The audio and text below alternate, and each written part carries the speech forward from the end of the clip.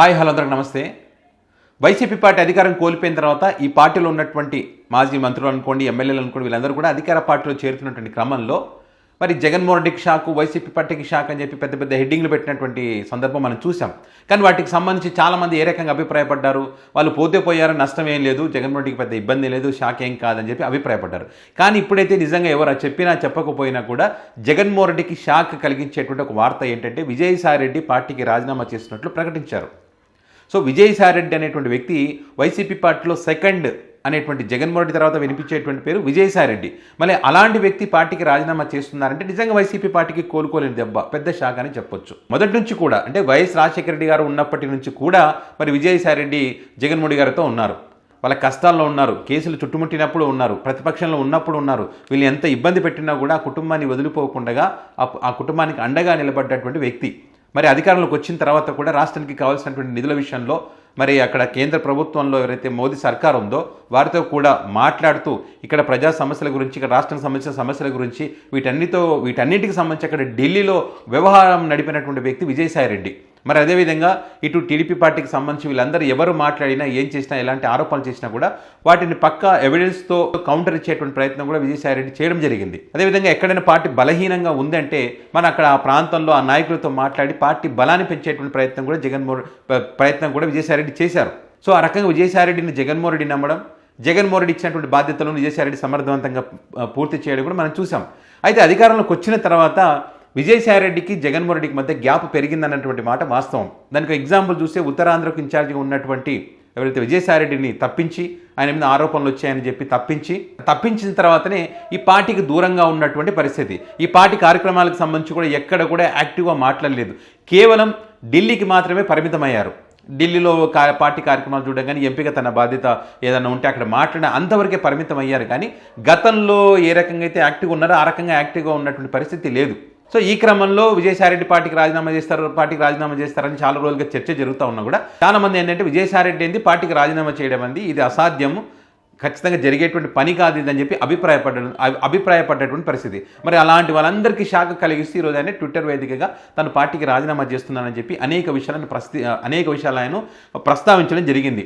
ఏదైతే నేను ఎన్ని రోజులు పార్టీ కోసం పనిచేశాను, జగన్మోహన్ రెడ్డి గారు కూడా నాకు 2 సార్లు రాజ్యసభ అవకాశం కల్పించి నన్ను గౌరవించారు. సో జగన్మోహన్ రెడ్డి గారికి నేను రుణపడి ఉంటాను. రాబోయే రోజుల్లో భవిష్యత్తులో జగన్మోహన్ రెడ్డికి అంతా మంచే జరగాలని చెప్పి మనస్ఫూర్తిగా కోరుకుంటున్నాను.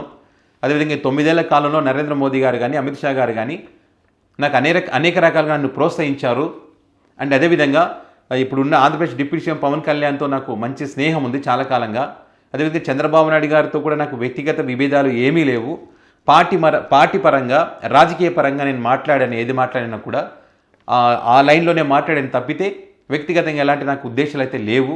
అండ్ ఇప్పుడు నా రాజీనామాకు సంబంధించి నన్ను ఎవరు కూడా బలవంత పెట్టలేదు, నన్ను ఎవరు కూడా డబ్బులు ఆఫర్ చేయలేదు. నాకు డబ్బు కోసమో లేకపోతే ఇంకో పదవుల కోసమో నేనైతే రాజీనామా చేయలేదు.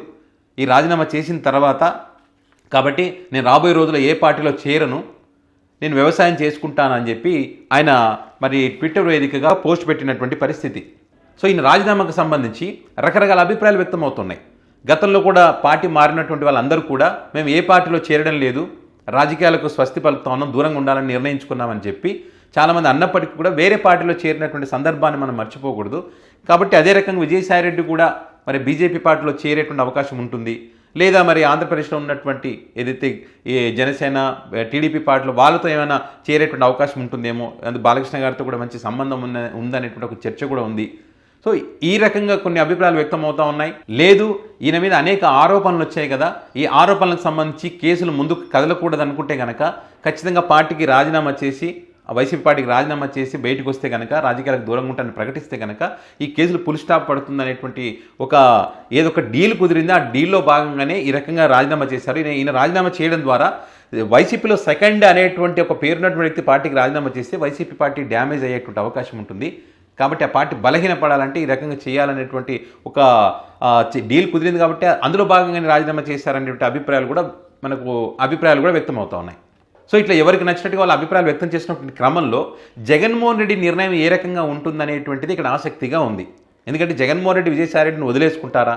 చాలా కాలంగా ఉన్నటువంటి స్నేహం వీళ్ళది, అనే కష్టాల్లో కూడా ఆయనకు తోడుగా ఉన్నటువంటి పరిస్థితి ఉంది. రాజశేఖర రెడ్డి గారు ఉన్నప్పటి నుంచి కూడా ఆయన ఉన్నారు కాబట్టి వదిలేసుకునేటువంటి ప్రసక్తి ఉండదు. మరి ఆయన పిలిపించి మాట్లాడతారు. వీళ్ళకు ఉన్నటువంటి సమస్యలు ఏమైనా ఉంటే కూడా మరి అవి పరిష్కరించేటువంటి అవకాశం ఉంటుంది. ఆ రకంగా మాట్లాడొచ్చేమో అనేటువంటి అభిప్రాయాలు కూడా ఇప్పుడు వ్యక్తమవుతా ఉన్నాయి. మరి జగన్మోహన్ రెడ్డి ఏ నిర్ణయం తీసుకుంటాడు, మరి ఆయన రాజీనామాకు సంబంధించి మరి ఆయన ఓకే చెప్తారా, ఆయన లేదు రాజీనామా చేయొద్దు అని చెప్పి ఆయనకు సర్ది చెప్పేటువంటి ప్రయత్నం చేసి పార్టీలోనే ఉండే విధంగా చూస్తారా అనేది మాత్రం చూడాలి. ఏదేమైనా కూడా విజయసాయిరెడ్డి రాజీనామా అనేటువంటిది వైసీపీ పార్టీకి షాక్ అనే చెప్పాలి. సో విజయసాయిరెడ్డి రాజీనామాకు సంబంధించి మీరేమనుకుంటున్నారనేటువంటి మీ అభిప్రాయాన్ని కామెంట్ రూపంలో పెట్టండి.